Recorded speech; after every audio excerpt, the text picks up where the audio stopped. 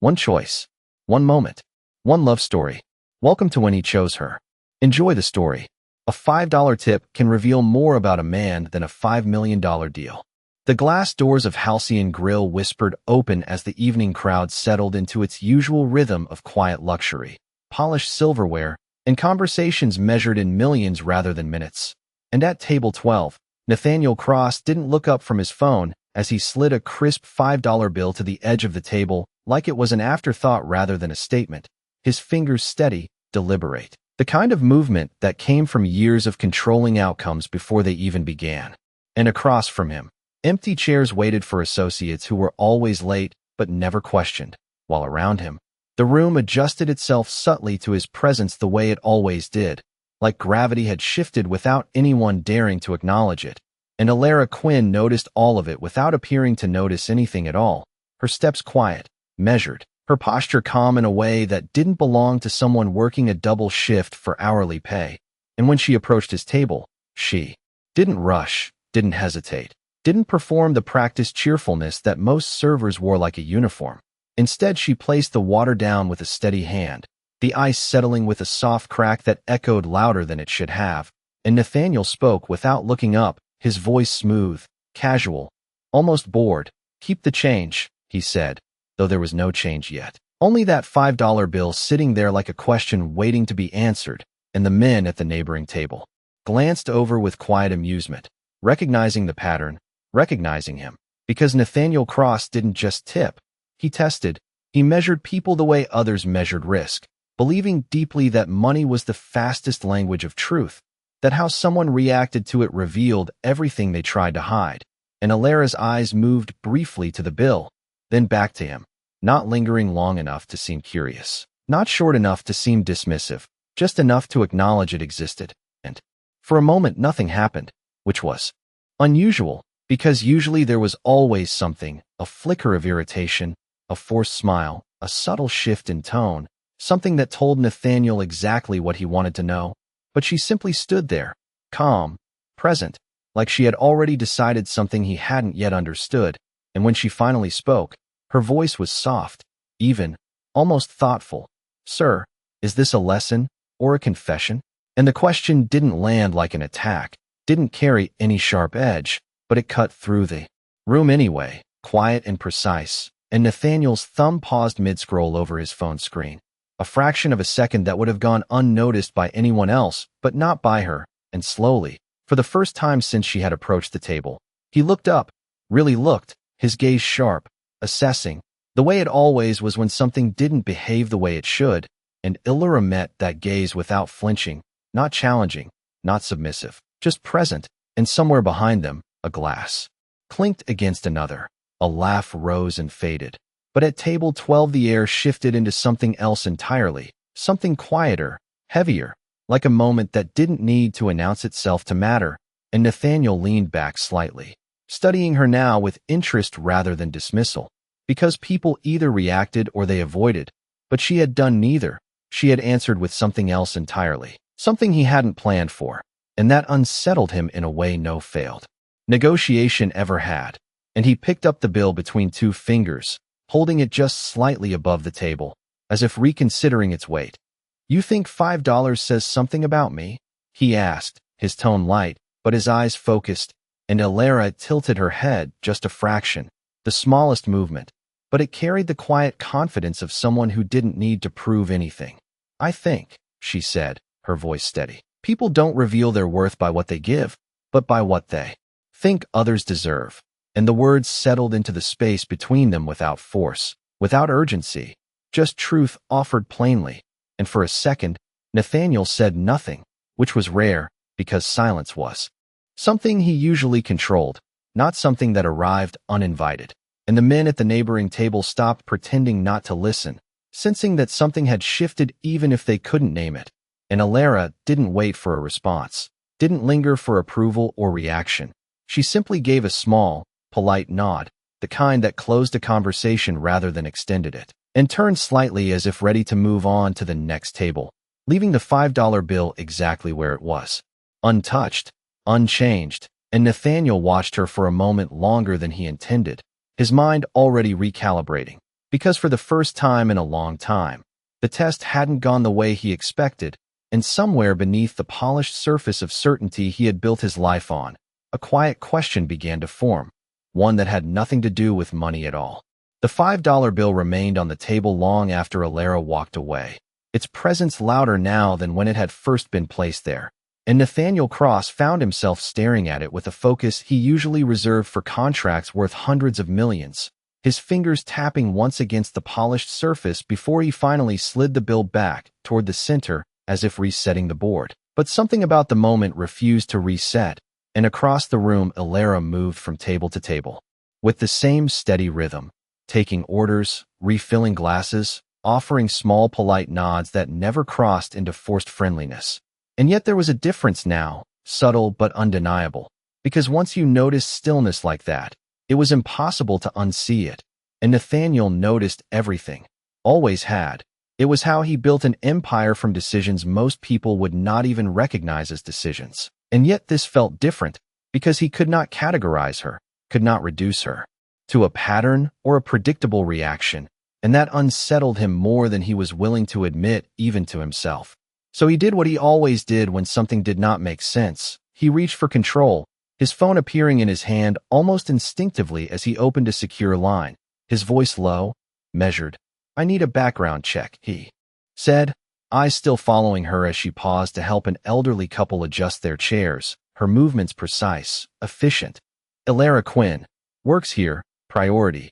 And the response came quickly. It always did, because people like Nathaniel did not wait. They moved, they acted, they found answers before questions had time to grow. But as he ended the call, he realized something unusual.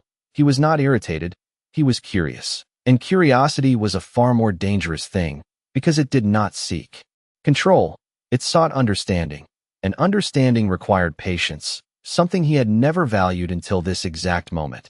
And when Alara returned to his table to deliver the check, her expression had not changed, not even slightly, as if nothing of consequence had happened between them.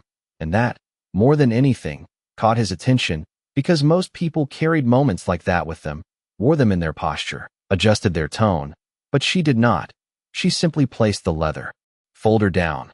"Whenever you are ready, sir," she said, her voice calm, neutral, and for a second Nathaniel almost laughed, not out loud, but internally, because the simplicity of it felt almost deliberate, like she was giving him the choice to continue the interaction or let it end, and he was not used to being given choices he did not already control. So instead of reaching for his card, he leaned back slightly, studying her again. "You do that often?" he asked, his tone casual, but his eyes sharp, and she tilted her head just slightly, not confused, not defensive, just attentive.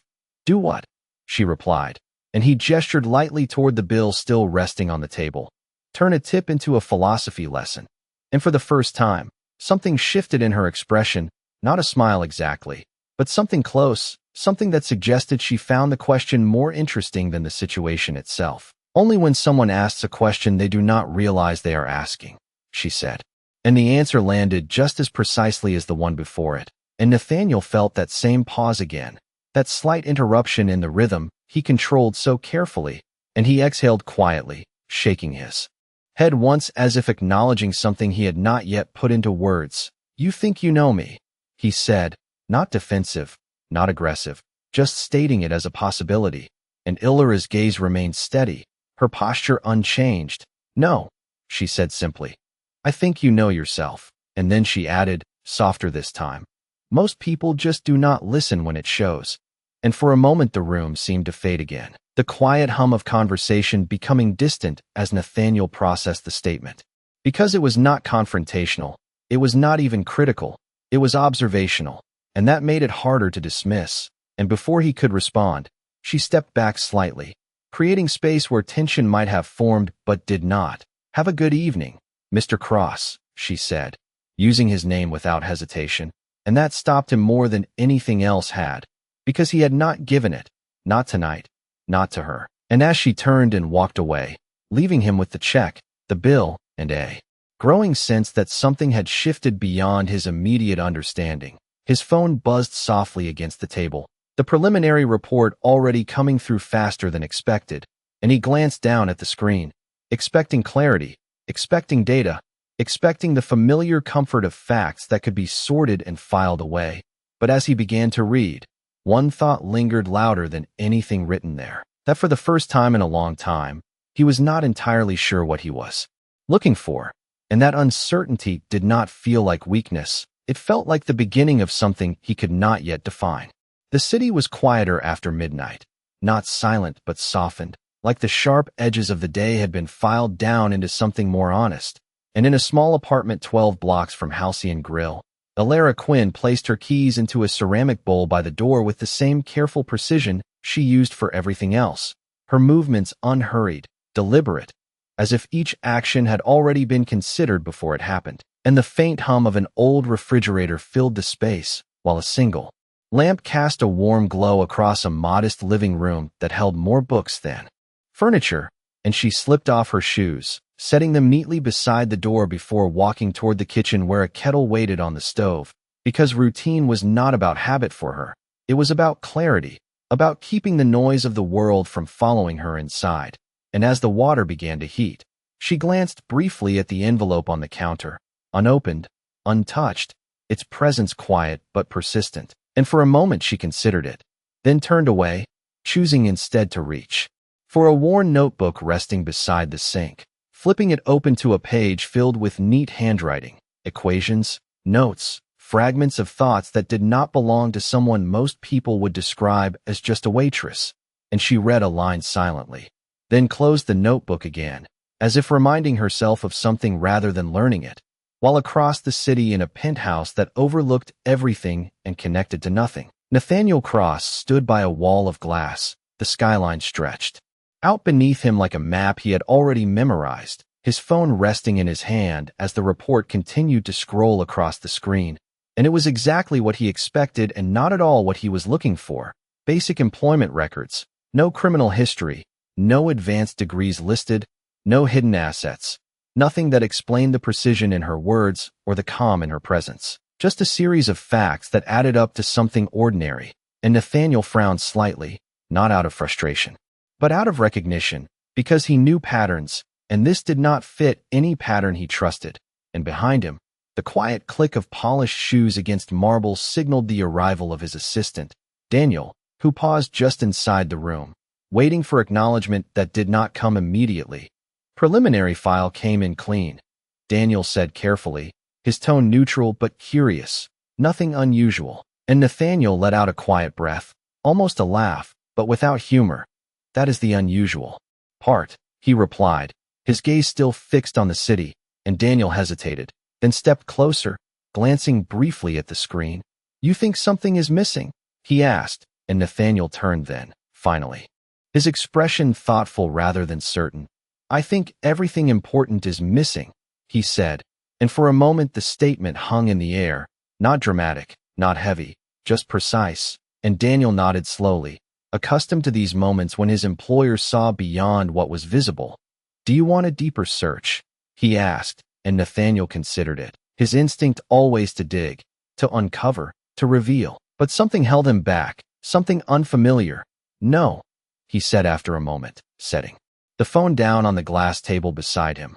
Not yet, and Daniel's eyebrows lifted slightly, surprised but not questioning, because when Nathaniel chose not to act, it meant he was thinking, and that was often more significant than any immediate decision. And back in her apartment, Alara poured hot water into a simple mug, steam rising in soft curls that caught the light before disappearing into nothing, and she carried it to the small table by the window where the city looked different, less controlled, more distant, and she sat, wrapping her hands around the mug, letting the warmth settle into her palms as her thoughts moved quietly beneath the surface, not replaying the evening, not analyzing it, just acknowledging it the way one acknowledges a change in the air.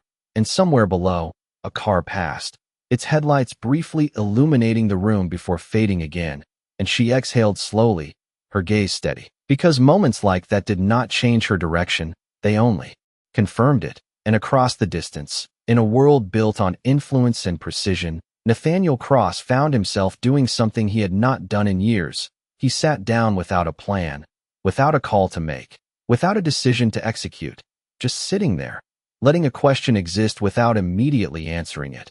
And it was uncomfortable in a way that felt almost unfamiliar.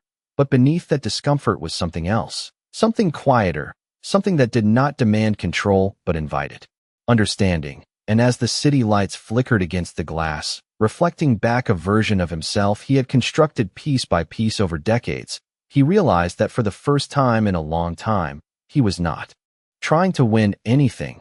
He was trying to understand someone, and that difference, subtle as it was, changed everything.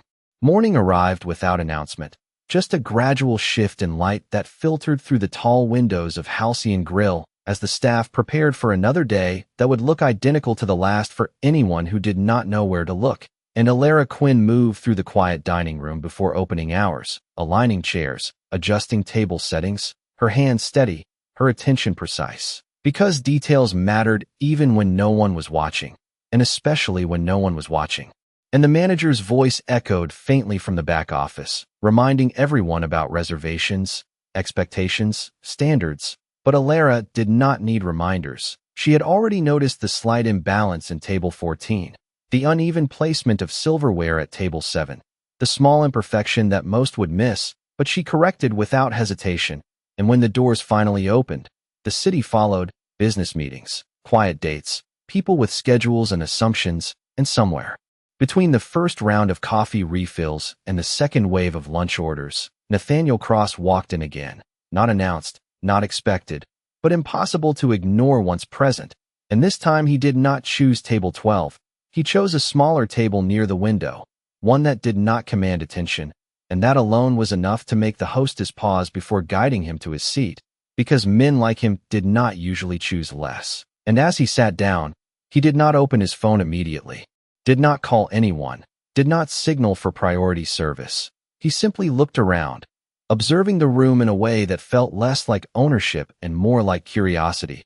And when Alara approached his table, there was no surprise in her expression, no hesitation, just the same calm presence as before. "Good morning," she said, placing a glass of water in front of him, and he nodded slightly, studying her for a moment before responding. "Good morning," his tone quieter than the night before, less performative, more measured, and for a brief second neither of them spoke, the kind of silence that was not awkward but intentional. And then Nathaniel leaned forward just slightly, resting his forearms on the table. "I have a proposition," he said, the words familiar, almost automatic, but something about the way he said them now carried less certainty than it once did. And Alara did not react immediately. She simply waited, giving him space to continue or reconsider, and he continued. "I want you to work for me," he said, his voice steady. $500,000 a year. Advisory role, flexible terms. And he watched her closely, expecting at least a flicker of surprise, a shift in posture, something that would confirm the weight of the offer. But Alara's expression remained unchanged, and that absence of reaction spoke louder than anything else could have. And she tilted her head slightly, the same subtle gesture from before. "Is that a job?" she asked softly. "Or another experiment?" And there it was again, that quiet precision, that ability to reach the center of something without raising her voice. And Nathaniel exhaled slowly, a small breath that carried more weight than it should have, because she had already seen through the structure of the offer, not its value but its intention. And he leaned back, considering her words, then shook his head once, almost to himself. "I do not need to test you," he said, and she held his gaze, not challenging, not accepting, just present. "Then you do not need to offer me anything," she replied. No one had ever refused him without hesitation. People negotiated, delayed, pretended to think, or accepted too quickly. But she dismissed $500,000 the way most people declined extra napkins. Something sharp and unfamiliar moved beneath his calm expression, and for a moment he almost smiled, not out of amusement but recognition, because she had removed the transaction entirely, leaving only the truth behind it. And he reached for the glass of water, taking a slow sip as if buying himself a moment to think, something he rarely needed. And when he set it down, his voice had changed slightly, less controlled, more honest. "Most people would say yes," he said, and Alara nodded once. "Most people are solving different problems," she answered, and there was no judgment in her tone, only clarity. and the simplicity of it made the statement land even deeper, and Nathaniel looked down briefly at the table, then back at her, his expression thoughtful. "What problem are you solving?" he asked, and for the first time, Alara paused just a fraction longer than before, not because she did not have an answer, but because she was choosing how much to give, and when she spoke, her voice was softer, almost reflective, the kind that does not disappear when you add money, she said, and the words settled between them, quiet and undeniable. And for a second Nathaniel said nothing, because there was nothing immediate to counter, no negotiation to initiate, no leverage to apply, just a statement that existed outside his usual frameworks. And somewhere in the background a server laughed softly. A plate clinked against another, life continuing as it always did, but at that table something had shifted again, something subtle but irreversible, and Nathaniel realized that this was not about convincing her, not about winning. It was about understanding a perspective he had never needed before, and that realization did not frustrate him. It grounded him in a way that felt unfamiliar but necessary. And as Alara stepped back slightly, giving him the space to respond or end the conversation, he found himself doing something unexpected. He did not push, did not insist, he simply nodded once. A quiet acknowledgement, and said, "Then I need to learn how to see that." And Alara met his gaze for a brief moment longer, something softer in her expression now, almost imperceptible, before she replied, "Then you should stop offering and start listening." And with that, she turned to attend to another table, leaving Nathaniel Cross sitting by the window, not with a decision to make, but with something far more unfamiliar, a perspective he could not buy, could not command, but might, for the first time, choose to understand. The rest of the afternoon moved on as if nothing had happened, but Nathaniel Cross remained seated longer than he usually allowed himself, his untouched coffee cooling slowly in front of him while conversations rose and fell around the room. And for once he did not reach for his phone, did not call his office, did not redirect his time into something measurable, because there was something about the stillness that refused to be rushed. And across the dining room Alara Quinn continued her work without pause, without acknowledgement of the shift that had taken place at table by the window, her attention moving seamlessly from one guest to another, adjusting details before they became problems, offering presence without intrusion, and Nathaniel watched it all with a kind of focus he normally reserved for high-stakes negotiations. Except there was no strategy here, no leverage, only observation, and that difference made it feel unfamiliar, almost disarming. And when he finally stood to leave, he did not call for the check, did not make a show of anything. He simply walked to the front, paused briefly as if considering something, then left without looking back. And the absence of a gesture felt more deliberate than any action he could have taken. And later that evening, the city shifted again into its quieter rhythm, lights softening, traffic thinning, and in a small community center tucked between two aging apartment buildings, Alara sat at a long table surrounded by a group of children no older than 12, their notebooks open, pencils tapping, their attention scattered in the way attention often was at that age. But when she spoke, they listened, not because she demanded it, but because she made things make sense, her voice calm, patient, breaking down complex ideas into something clear enough to hold. And one boy frowned at his paper, frustration building. "I do not get it," he said, pushing the notebook slightly away, and Alara leaned closer, not correcting him, not rushing to answer, just guiding. "You are trying to solve it too fast," she said softly. "Start with what you know." And the boy hesitated, then nodded slowly, picking up his pencil again. And across the room an older woman watched from a chair by the window, her hands folded neatly in her lap, a quiet smile on her face, as if she had seen this pattern before. The patience, the steadiness, the refusal to let confusion become defeat. And outside, a black car idled briefly before pulling away again, unnoticed by anyone inside. And several blocks away, in a restaurant far more expensive, but far less grounded, Nathaniel sat across from a group of executives, their voices sharp, their words precise, discussing numbers, projections, decisions that would ripple through markets and lives. And he contributed when necessary, his responses accurate, his instincts still sharp, but something about it felt different now, like he was watching the conversation from a slight distance, aware of its importance but no longer defined by it.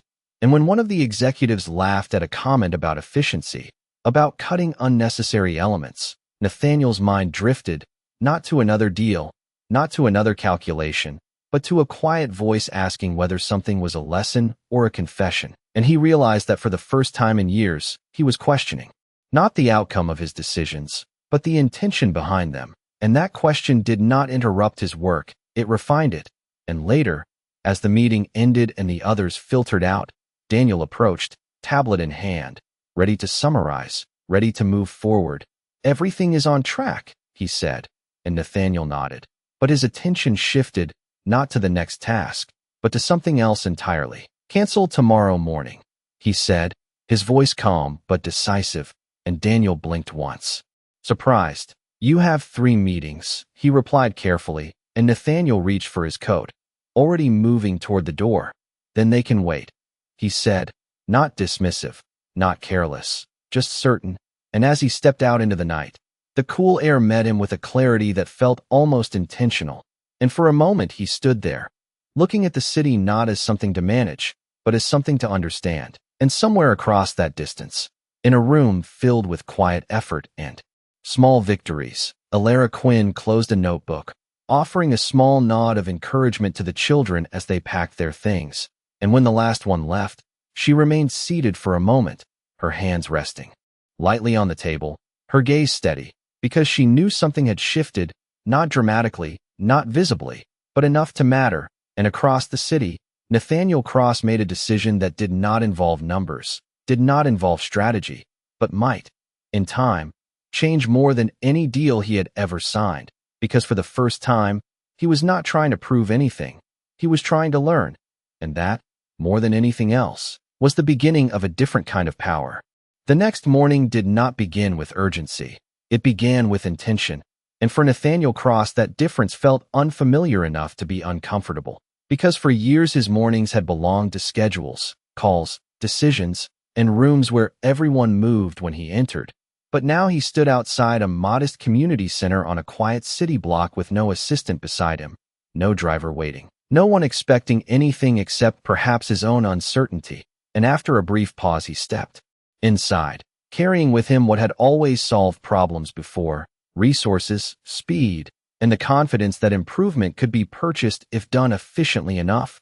And by noon the old folding tables were gone, replaced with sleek new desks. Fresh computers lined the walls, bright storage cabinets stood in perfect rows, and near the entrance a polished brass plaque read Cross Foundation Learning Center, its surface catching the fluorescent light like a trophy. And Nathaniel looked around the room with the calm satisfaction of a man who had completed a task well, because in his world visible upgrades were proof of progress. And when the children began arriving after school, he expected excitement, surprise, maybe gratitude, but instead they entered quietly, backpacks hanging low on their shoulders, their footsteps slower than usual, and one little girl stopped at the doorway, staring at the room before whispering, "Where's the round table?" A boy who usually ran to the back corner stood still beside a wall of expensive computers and did not touch a single one. And another child looked at the plaque, then down at the floor as if unsure whether he still belonged there. And the room, though cleaner and brighter, felt strangely smaller. And Nathaniel noticed the silence before he understood it, a silence not of discipline but distance.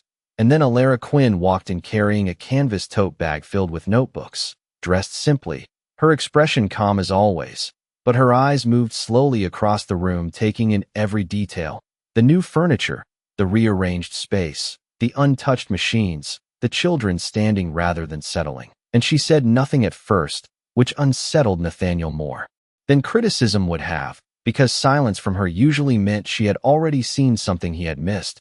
And he stepped toward her with measured confidence. "I thought they deserved better," he said, gesturing lightly toward the upgrades. And Alara set the tote bag down on one of the polished desks before looking at the children instead of him. And when she finally spoke, her voice was soft, steady, impossible to ignore. "You improved everything, except the room," and Nathaniel frowned, the response landing sharper because it was quiet. "I solved the problem," he said, hearing the firmness in his own tone return like an old reflex. And only after the words left him did he realize he was defending something he no longer fully believed. And Alara turned then, meeting his gaze without challenge or apology. "No," she said gently. "You replaced it." And the simplicity of the sentence left nowhere to hide. And she walked past him to the children, kneeling beside the little girl who had asked about the round table. "What did you love about it?" she asked, and the girl answered immediately, "We all fit." And Ilara nodded as if that mattered more than any donation, because it did, and one by one she began moving the new desks together into a circle, not rejecting what Nathaniel had given, but reshaping it into something usable. And slowly the children stepped forward to help, dragging chairs, laughing again when one desk squeaked across the floor, energy returning not because the room was expensive, but because it was becoming theirs again. And Nathaniel stood still in the middle of the polished upgrades, watching a truth unfold that no boardroom had ever taught him, that people did not come alive inside perfection. They came alive inside belonging. And the brass plaque near the door suddenly looked less like generosity and more like ego engraved in metal. And for a moment he considered asking for it to be removed immediately, but Ilara glanced at him and seemed to understand the thought before he spoke. "Leave it," she said quietly while straightening a chair. "Let it remind you." And he exhaled slowly, a breath heavier than it should have been, because she was right again. And for the first time in years Nathaniel Cross felt the sting of failure without humiliation, only clarity.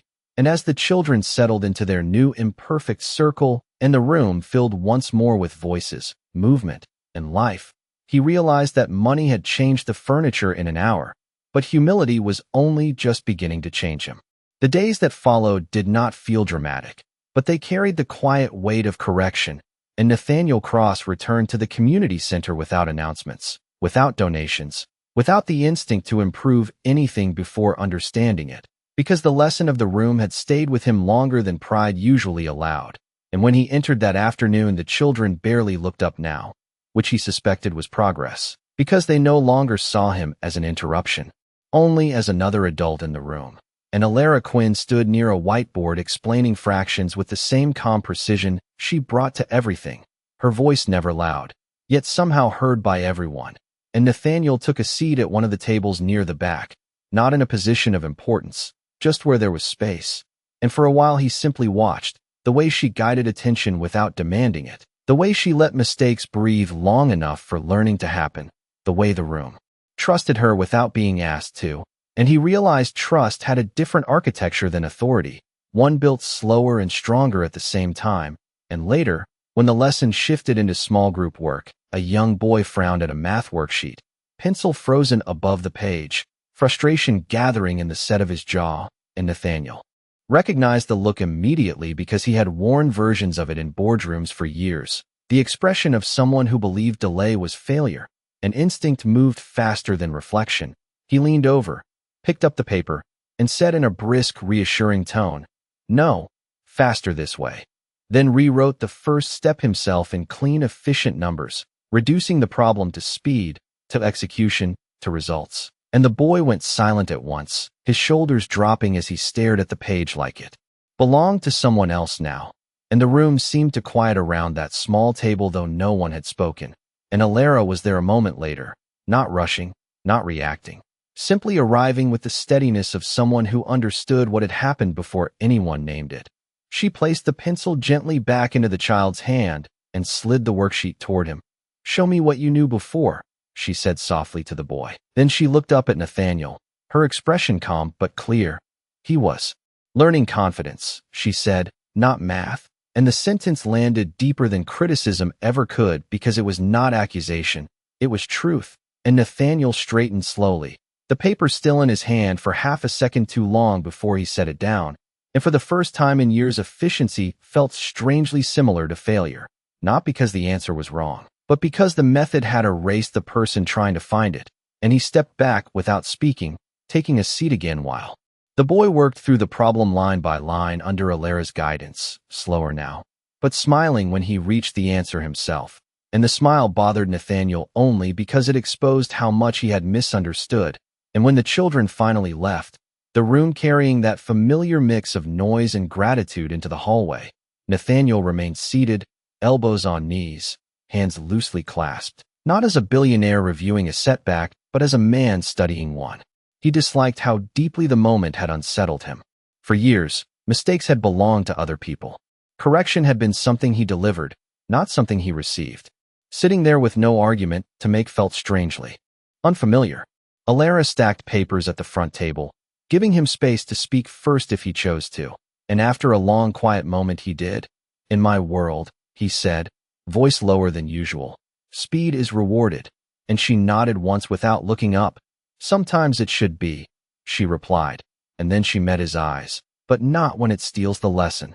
And he let out a small breath that might once have become an argument, but no longer needed to. "I keep trying to be useful the old way," he admitted, and there was no performance in the confession, only recognition, and Alara's expression softened almost imperceptibly. "You built habits that made you successful," she said. "That is not the same as habits that make you helpful." And he looked down at the table, smiling once to himself because the distinction was painfully elegant. And when he looked back up, there was less armor in him than before. "Do you always know exactly where to place the knife?" he asked, and for the first time she laughed, quiet and brief, warm enough to change the room. "Only when someone hands it to me," she said, and he laughed too, not loudly, but honestly, a sound that seemed to surprise them both. And later they walked out together into the early evening, the sky painted in muted gold between buildings, traffic moving in patient lines below. And for several blocks neither of them spoke because nothing needed rescue by conversation. And then Nathaniel glanced at her and asked, "What would being useful the new way look like?" And Alara kept her eyes ahead as she answered, "Listen longer. Fix later. Stay when there is nothing to gain." And he considered each phrase like terms of a contract far more binding than any he had signed. And when they reached the corner she paused, turning slightly toward him. "Can you do that?" she asked, not testing, only wondering, and Nathaniel met her gaze with a steadiness that had finally become quieter than confidence. "I am learning," he said, and this time when she smiled, she did not hide it. As they turned to leave, a little boy from the center ran back toward them, holding a torn worksheet in one hand. "Miss Alara," he said breathlessly, "when I grow up, I want to help people like you." Alara knelt to his level and smiled. "Then start now. Help the person next to you." The boy nodded seriously and ran off. Nathaniel stood still on the sidewalk, watching the child disappear into the crowd. He had spent decades teaching adults how to earn. She had taught one child how to matter. The change did not arrive with a single moment. It revealed itself in accumulation, in small decisions repeated quietly until they began to shape something larger. And for Nathaniel Cross, that realization came not in a boardroom or a contract, but in the stillness of his own office, where the skyline once felt like a symbol of control and now felt more like a reflection of distance. And he stood there longer than usual, his reflection faint against the glass, holding a document that had not existed a week before. And the paper itself was ordinary, but what it represented was not, because for the first time in his life, he was not structuring an outcome for profit. He was redefining what would remain when profit no longer mattered. And behind him, Daniel waited with the quiet patience he had learned over years of working for a man who rarely hesitated. But today was different, because Nathaniel was not calculating, he was deciding, and that required something deeper than efficiency. "You are certain?" Daniel asked finally, his tone careful, because the numbers involved were not small. They never were, and Nathaniel did not turn immediately, his gaze still resting on the city. "No," he said, his voice calm. "I am aware." And that distinction, subtle as it was, carried more weight than certainty ever could. And he placed the document on the table, signing it without hesitation, his signature steady, deliberate. It was not impulsive. It was overdue.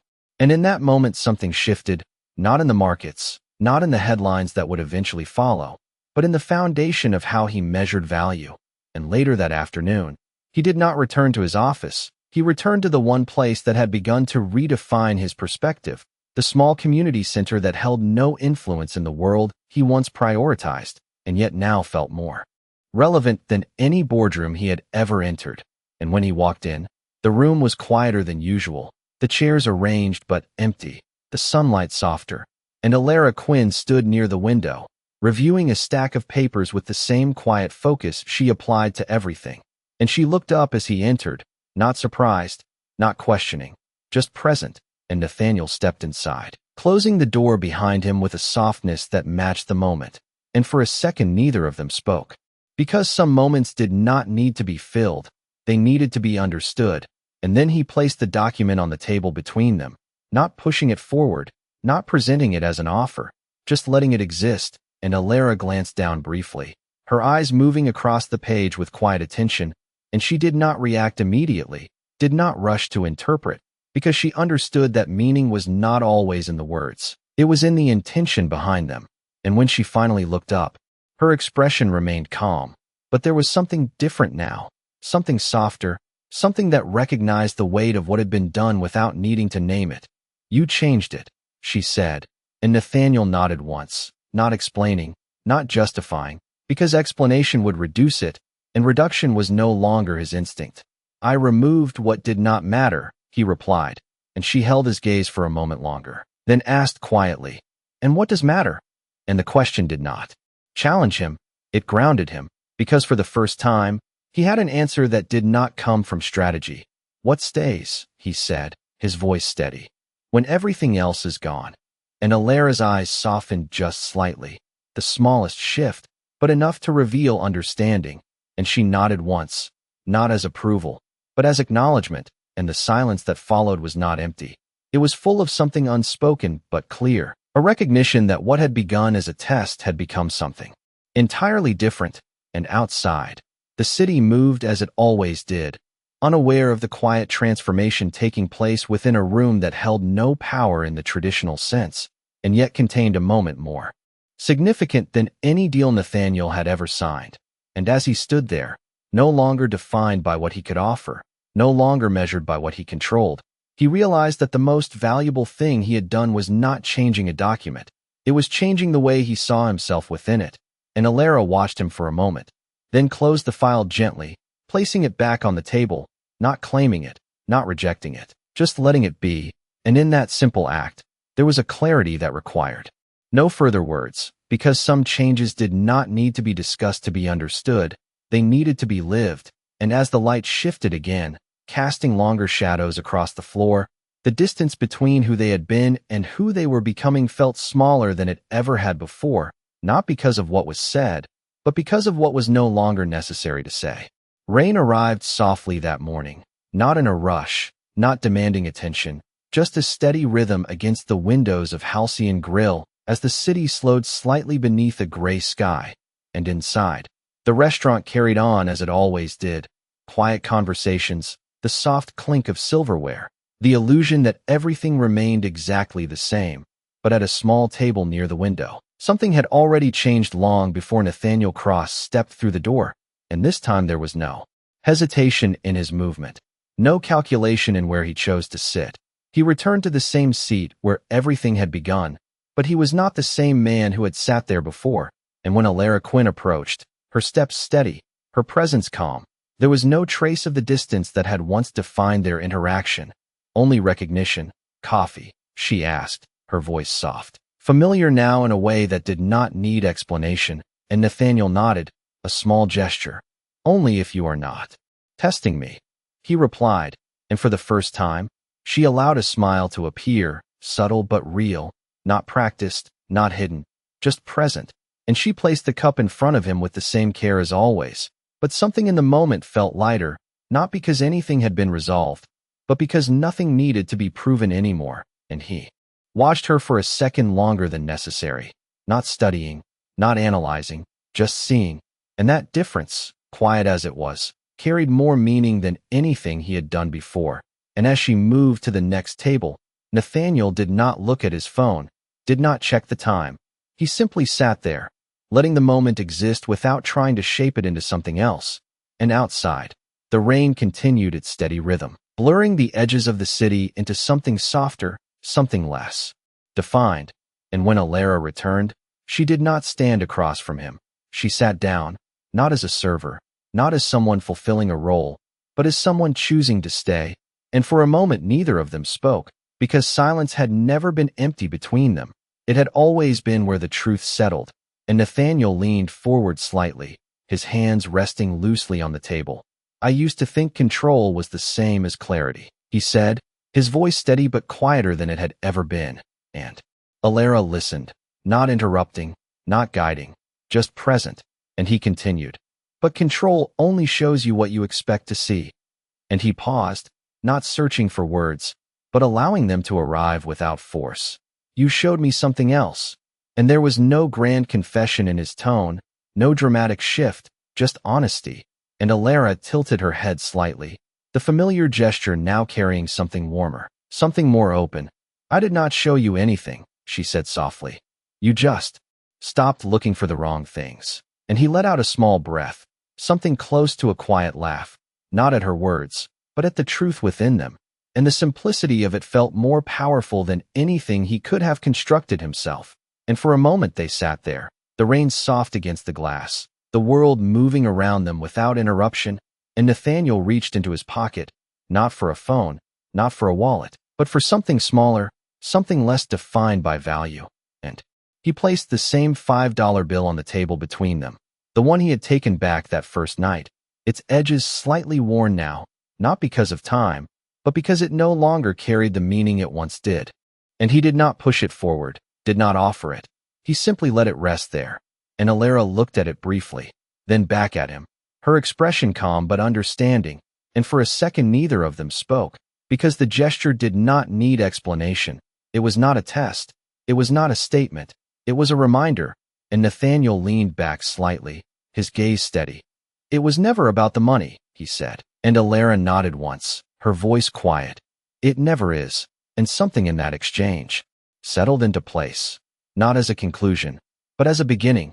And outside, the rain began to ease, the gray sky softening as light slowly returned, and inside, the distance that had once separated them no longer existed, not because it had been crossed, but because it had dissolved. And Nathaniel reached across the table, not hesitating, not calculating, simply placing his hand gently over hers, the gesture steady, respectful, and she did not pull away, did not question it. She simply remained, her hand warm beneath his. And in that moment, there was no power imbalance, no roles, no expectations, just two people who had met in the space between who they were and who they were becoming. And as the light shifted again, reflecting softly across the table, Nathaniel realized that the most valuable thing he had ever gained was not something he could measure. It was something he could finally feel. And Alara, with the same quiet presence that had changed everything without ever trying to, met his gaze with a softness that did not need words. And for the first time, neither of them needed to define what this was, because it was already clear, not in what was said, but in what remained when everything else was stripped away. And somewhere beyond the glass, the city continued as it always did, unaware that at a small table by the window, a man who once believed everything had a price had finally learned the value of something that did not. If this story moved you, please take a moment to like, share this video, and tell us where you are watching from, and please subscribe to When He Chose Her channel. Your support helps us keep creating powerful stories about love, dignity, and life-changing moments. Turn on notifications so you never miss the next unforgettable story. Thank you for being part of this journey.